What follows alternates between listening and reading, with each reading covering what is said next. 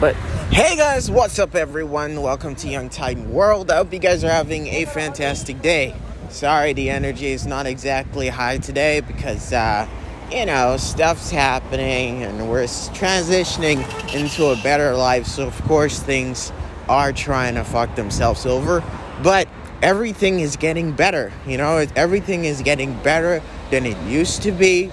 And as a person who is getting his opportunity, or he's finally being able to walk into his financial independence, I got to say it is a really great day to be alive. Now, today we're going to be talking about one particular anime, and it's none other than the amazing The Blue Exorcist. Now, I know not a lot of hype is for this particular anime, and I see why, because it's like your traditional kind of anime though. It's got all the traditional stuff that usually happens in the anime, where we have the protagonist who is boyish and reluctant, stubborn, and stupid.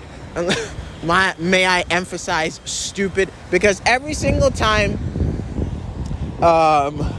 they try to bring a character, or they try to bring a protagonist in the anime, they've always got to nerf his thinking ability. They always got to make him, unless of course he has that as his only strength.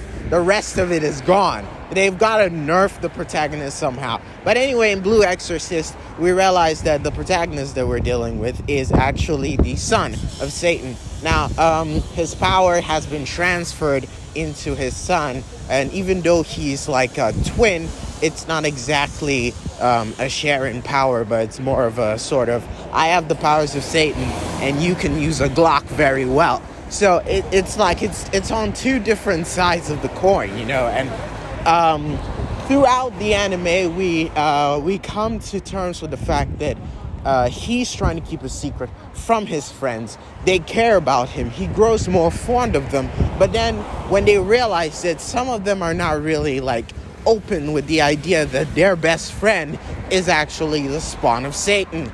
Now, there are different sides too. There are other pieces of this puzzle which make it both interesting and confusing at the same time. For instance, the Mephistopheles guy. Right, now I know they just parted his name like Mephisto and Phallus, but oh come on, man. Original thinking, where I can show you where to find some. But anyway, Mephistopheles is actually the principal, and the principal of this school is actually one person who is capable of not only being a part of the fact that his school is under attack, but it's more like in his way he's trying to let them attack him, because he's trying to see the full extent of the power of the son of Satan. Now, maybe the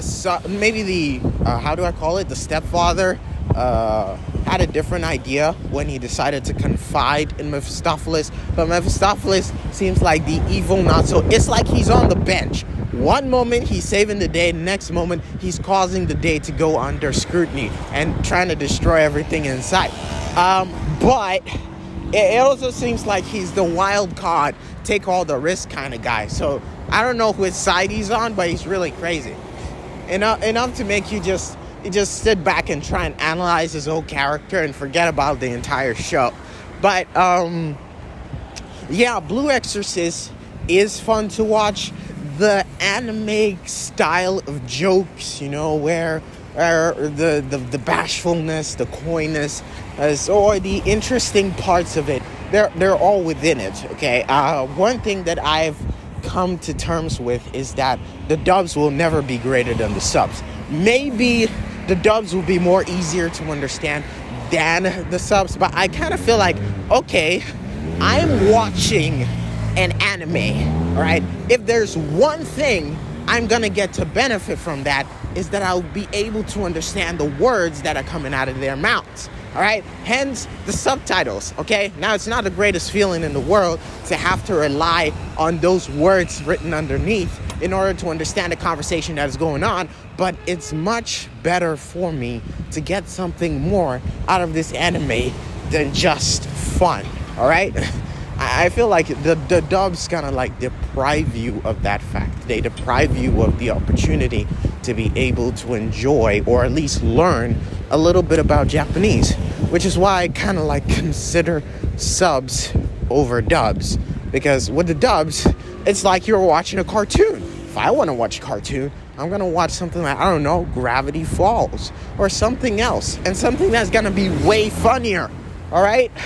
But I mean, I think the main parts about anime is not necessarily the humor, but the storyline, because it seems like with anime, the protagonists really grow through some sort of grind set. They have a change in perspective in what kind of person that they are, or what kind of person that they want to be. Sometimes we start off with a character who just wants to live his life in peace. You know, he doesn't want no beef with anybody. He just wants to live on his own.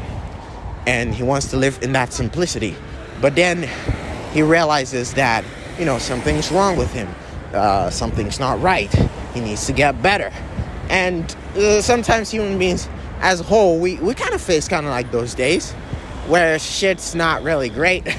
And in order for us to step up, or at least in order for things to get better, we need to step up, you know. And I really think Blue Exorcist also gives that. It's cheesy and corny, and sometimes it makes no sense. But I do love the fact that it's kind of like your classic. It's like your classic anime. So it makes no expectations whatsoever. It's like you don't need to think so far into the design or into what it is to be, you know. It's an anime. Just enjoy the moment, you know. But thank you guys so much for listening. I hope you guys have a fantastic evening. I will be streaming on Twitch as always. I hope you guys take care of yourselves until then. Until next time, Young Time out. Thank you for watching.